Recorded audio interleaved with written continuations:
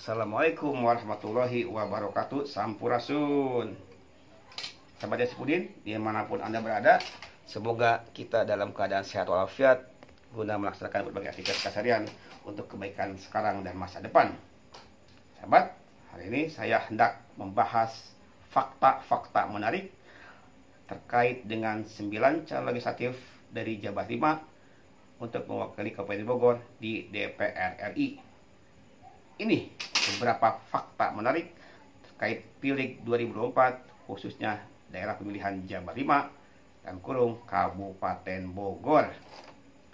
Itu fakta pertama bagi saya. Pileg 2024 berbeda dengan Pileg 2019. Jika ketika 2019 efek capresnya itu sangat berpengaruh kepada caleg-calegnya, ya. Sekali lagi, ketika Pileg 2019 efek capres sangat berpengaruh kepada raihan suara caleg-caleg di DPR RI atau DPRD. Nah, untuk 2024 efek capresnya itu kurang berpengaruh. Ada pasti ada pengaruhnya, tapi pengaruhnya itu sangat minim.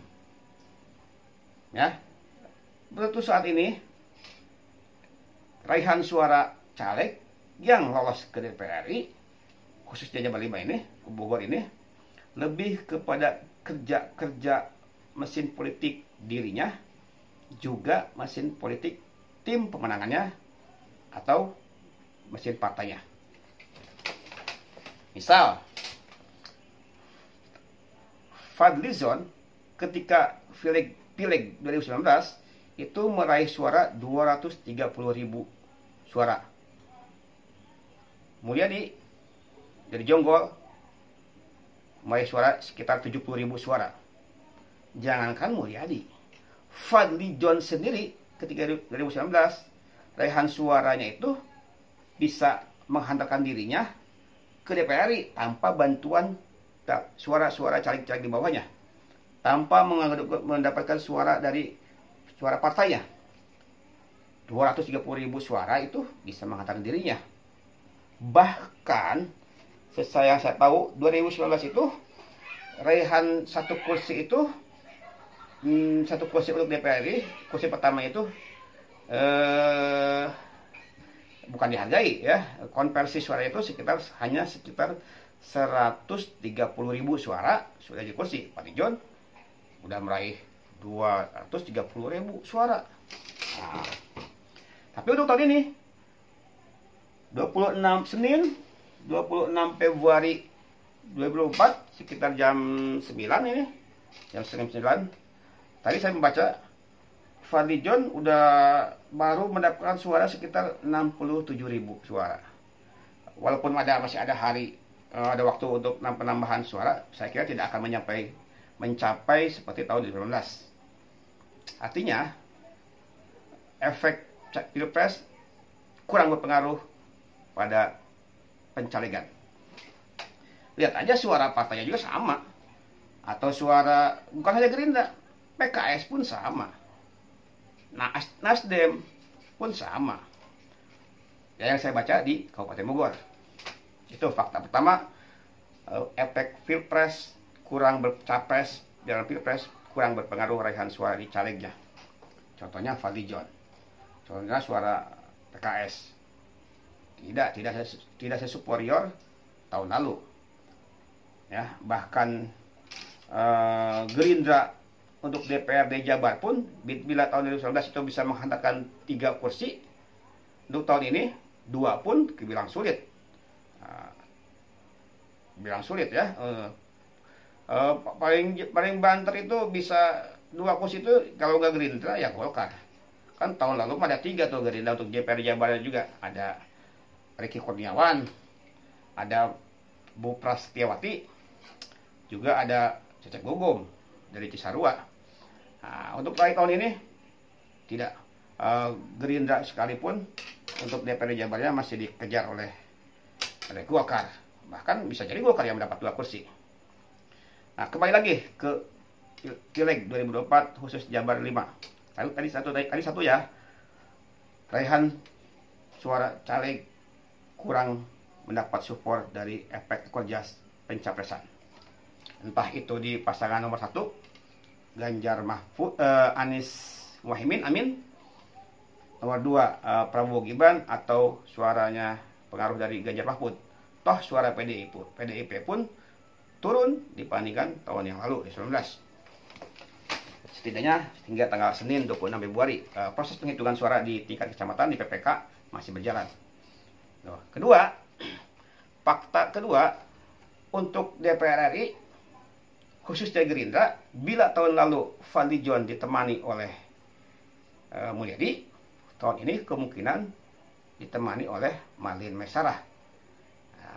Artinya untuk DPR RI ada pendatang baru, perempuan pula, yaitu Marlin Maisarah. Tapi kalau proses akhir penghitungannya Marlin dikejar oleh Mulyadi dari Jonggol, ya kembali lagi Fadlizon ditemani oleh Mulyadi. Nah itu mah tinggal kejar-kejaran aja. Toh saya kira untuk DPR RI mendapatkan 2 kursi masih dikuasai oleh Gerindra.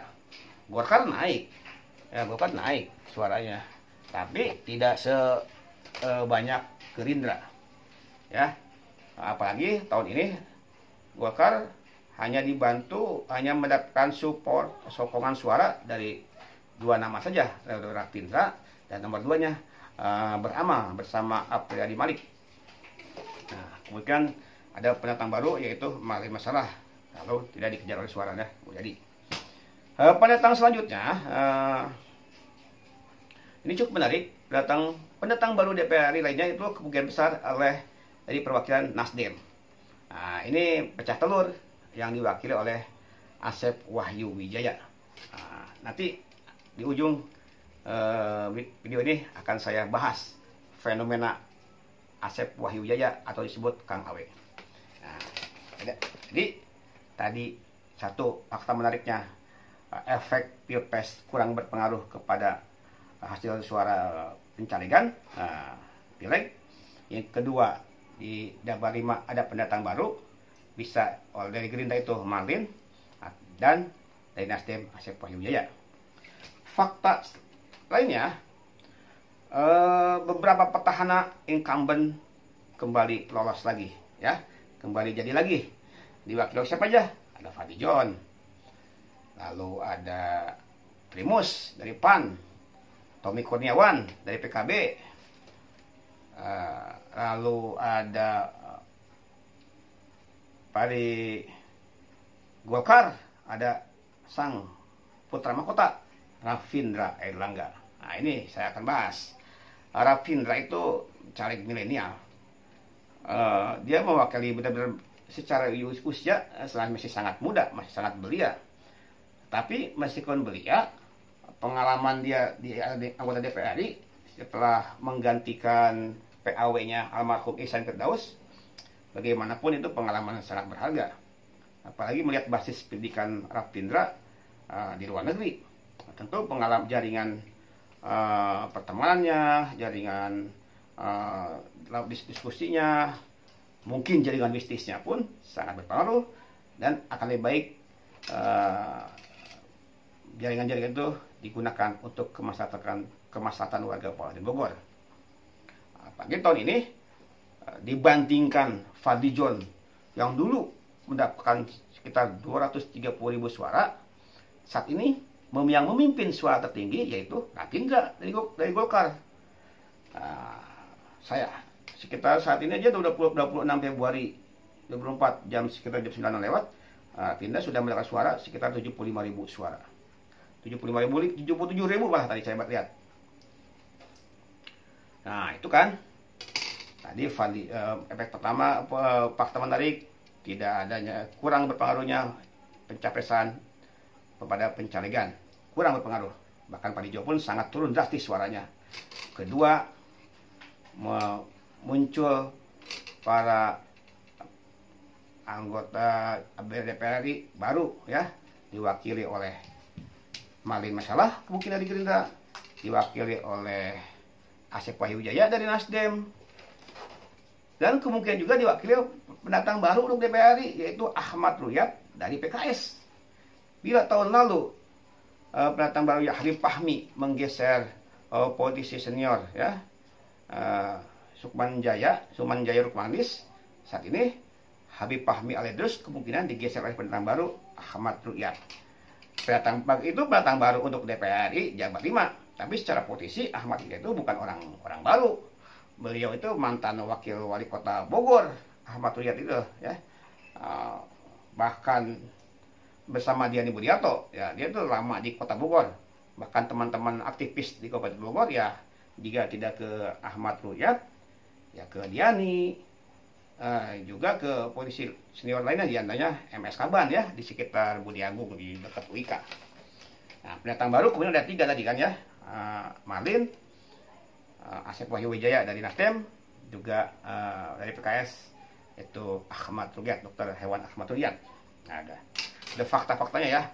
Fakta selanjutnya untuk Pileg 2024 Jabar 5 itu fakta menarik itu selain pendatang baru, fakta menarik itu adalah tergesernya, menyingkirnya perwakilan dari Partai Bintang Mersi, Partai Demokrat ya. Ini sudah menjadi jalan hidup, ini sudah mungkin jadi takdirnya. Pengalaman 3 periode sejak 2009, 2014, 2019 wayahna Kang Haji Anton Sukartono Surato itu pada tahun 2024 mesti beristirahat di DPR RI-nya. Raihan suara Demokrat pada tahun 2024 ini sangat turun. Saya melihat hasil perolehan suara Demokrat itu hanya suara Kang Anton saja yang bagus, sedangkan nomor caleg nomor 2 sampai ke 9-nya suaranya itu hanya di bawah 1000-an ya. Termasuk pengurusnya yang dari Sulawesi Selatan tuh Kamahan Lakumani sekalipun suaranya sangat minim. Makanya langkah Kang Anton untuk ke DPR RI untuk saat ini terbilang berat ya. Kang Anton sudah suara Kang Anton cukup bagus ya, cukup bagus, kita untuk saat ini sudah 27 ribuan lebih. Tapi kan caleg-caleg lainnya sungguh sedikit, minim support suaranya. Makanya 2024 saatnya Kang Anton menepi dulu dari DPR RI. Itu sebenarnya bukan hal aneh, hal sangat biasa di politik. Bagi saya Kang Anton bisa ketika tidak menjabat anggota DPR RI, Kang Anton bisa dengan leluasa membangun Partai Demokrat Jawa Baratnya. Kan beliau saat ini jadi ketua Partai Demokrat Jawa Barat. Saya yakin Kang Anton ketika istirahat di DPR RI bisa membangun mesin partainya, mengembangkan Partai Demokratnya. Apalagi sekarang Demokrat memiliki menteri ya, ketua umumnya sekarang jadi menteri ATR ya, ATR BPN, Menteri Pertanahan ya, Menteri Agraria. Tentu saja ini jadi motivasi lebih bagi Kang Anton untuk membesarkan partainya, Partai Demokrat di Jawa Barat, termasuk di Kabupaten Bogor. Nah, itu faktanya. Bila Kang Anton istirahat di DPR RI, justru dalam tanda kutip adik asuhnya, kepercayaannya itu Kang Dede Chandra Sasmita kemungkinan besar melenggang ke DPRD Jabar. Nah, ini fakta menariknya. Jadi fakta selanjutnya untuk Pileg 2024 Jabar 5, ketika nama baru Asep Wahyu Wijaya keluar dari Demokrat, nyalek di Nasdem, Kang Awe jadi anggota DPR RI, kemungkinan ya Kang Anton di Demokrat istirahat. Tetapi karena Kang Awe tidak nyalek lagi di DPRD Jabar, kan 2 periode itu Kang Awe jadi DPR RI, justru Kang Dede Chandra leluasa lolos ke DPRD Jabar. Saya yakin Kang Decan itu akan lolos ke DPRD Jabar. Jadi majunya Kang Awe di Nasdem keluar dari Demokrat itu sangat berpengaruh kepada raihan suara Demokrat. Suara Demokratnya turun, apalagi di wilayah barat ya, dari mulai Dramaga, Ciampea, Cibung Bulang, Pamijahan, Leuwi Liang, Leuwi Sadeng, Nanggung, Cigudeg, Parung Panjang, Rumpin, suara Demokrat itu turun drastis. Ini berpengaruh kepada raihan suara DPR RI juga. Tapi ada yang menepi, ada yang maju. Makanya efek majunya itu diantaranya Kang Decan tidak ada lawan yang sepadan, loloslah ke DPRD Jabar. Nah, makanya mundurnya Kang Awe itu berpengaruh positif juga. Biasanya Kang Awe 2 periode di DPRD Jabar lolos secara otomatis suara yang terbanyak. Tapi saat ini karena ditinggalkan, maka Kang Decan lolos. Jadi Kang Decan untuk 2024 bukan giveaway, bukan PAW, tapi lolos murni. Nah, itu kan fakta menarik. Nah, fakta lainnya untuk Jabar 5, fakta lainnya, jika raihan suara P3 PPP atau Partai Persatuan Pembangunan, jika di nasionalnya bisa melewati angka 4, bisa sampai 4 minimal 4%, kemungkinan perempuan politisi di Kabupaten Bogor, yaitu Ibu Eli Rahmat Yassin, kemungkinan jadi lagi. Sebab raihan suara PPP itu lebih tinggi dibanding suara daripada Partai Demokrat. Kan secara suara ranking itu terbanyak Gerindra, Golkar, ya, Gerindra, Golkar, PDIP, PKB, PAN, PKS, Nasdem, bawahnya baru tuh PPP dan Demokrat. Nah, raihan di antara Nasdem, PPP, Demokrat, yang terkecil itu Demokrat. Maka jika di nasionalnya P3 lolos 4% atau lebih, 4, misalnya, Ibu Eli kembali melenggang. Faktanya, kesimpulannya, ketika Ibu Eli melenggang ke Senayan, kemungkinan besar dari Jabar 5, dari Kabupaten Bogor, akan ada 2 politikus perempuan. Ya, perempuan politikus mewakili Kabupaten Bogor. Nah, ini kan menarik. Nggak mudah anggota DPR RI, apalagi dari Bogor, diwakili oleh perempuan. Kan selama ini fenomenanya caleg perempuan itu hanya untuk menutupi kuota keterwakilan perempuan. Hanya istilah katanya penutupan syarat unggul, ya. Tapi untuk tahun ini kemungkinan Kabupaten Bogor diwakili oleh 2 calegnya, 2 anggota DPR-nya, yaitu dari Gerindra, Malin Mesarah, dan ditemani oleh Ibu Eli Rahmat Yassin. Dengan catatan untuk Gerindra Suara Mulyadi lebih di bawah Malin, dengan catatan P3 di nasionalnya bisa 4%. Nah, itu fakta menarik lah. Fakta selanjutnya, saya ingin membahas sedikit tentang fakta menarik terkait dengan politik uang.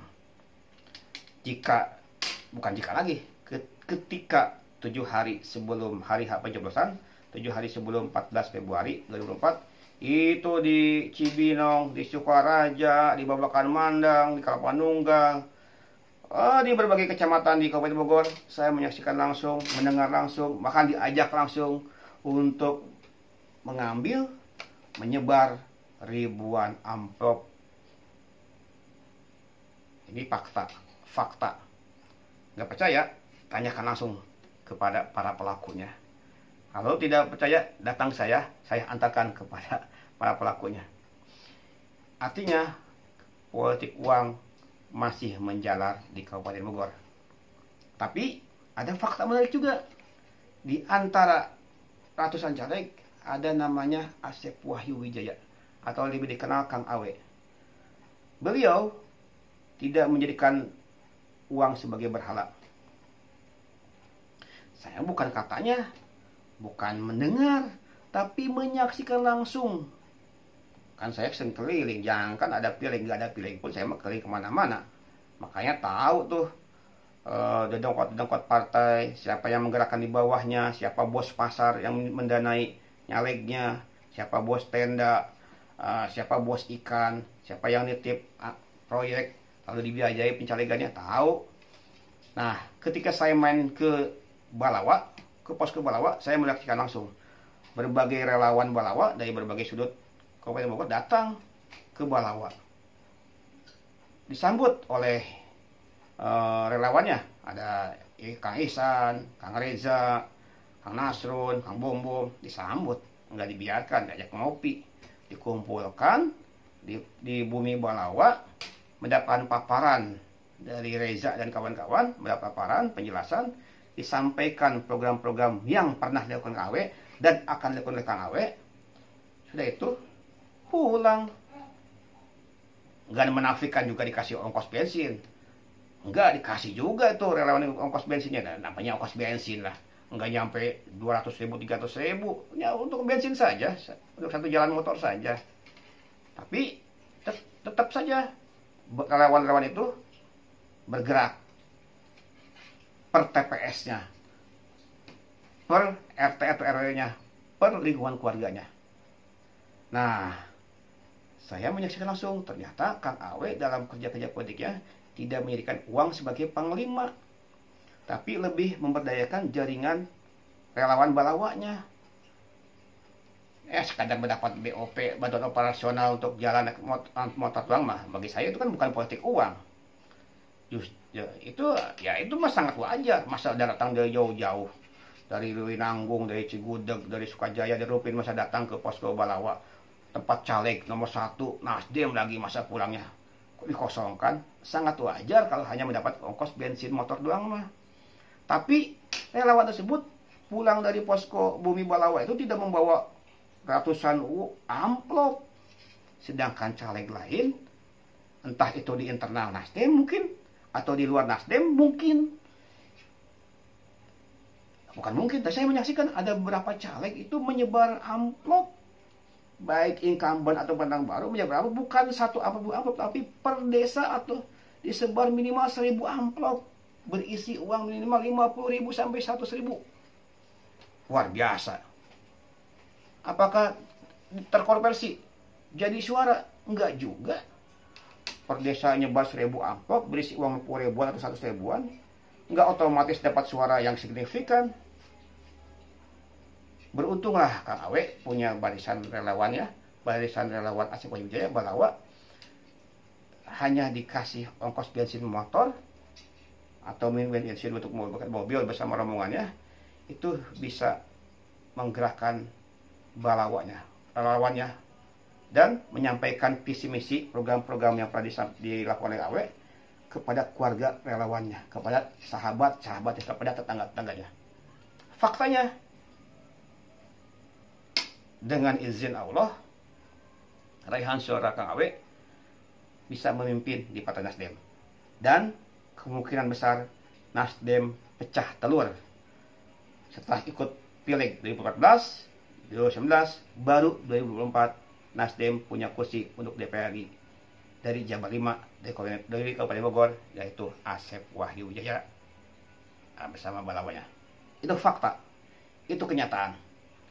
Bila tidak percaya apakah Kang Awe benar melakukan politik uang atau tidak, ayo saya antarkan ke Balawa, ke posko Balawa, ke bumi Balawa di Cibung Bulang, ya. Seperti itu fakta menariknya ya. Saya sibukkan lagi ya, tadi raihan suara pileg pilpres itu tidak berkorelasi langsung, bahkan sangat minim pengaruhnya. Contohnya Fadlizon ya, contohnya suara PKS, suara Gerindra. Lalu ada dari Singtar, pendatang baru, kemungkinan diwakili oleh Mbak Lema Sarah, Asep Wijaya, dan Ahmad Ruyat. Lalu kemungkinan juga fakta menariknya, kita akan memiliki 2 perempuan ke DPR RI diwakili oleh Malin Mesalah dan Eli Rahmat Yasin dengan catatan P3 lolos 4%. Fakta menarik lainnya, hilangnya, mundurnya, menepinya Kang Anton setelah 3 kali jadi anggota DPR RI Jabar 5 2024, wayahna berhenti dulu, menepi dulu, dan lebih baik membesarkan Partai Demokratnya di Jawa Barat. Fakta menarik lainnya, melihat fenomena Kang Awe bersama balawannya, uang bukan panglima. Uang memang penting, tapi uang bukan segala-galanya. Demikian kesimpulan saya, demikian sekilas pintas bahasan saya. Tentu banyak salahnya, mohon maaf, tentu ada salahnya, punten pisan. Mudah-mudahan ada manfaatnya, mudah-mudahan ada hikmatnya. Akhirul kalam, wabillahi taufiq wal hidayah, wa'alaikum warahmatullahi. Assalamualaikum warahmatullahi wabarakatuh. Hurip Sunda, hurip.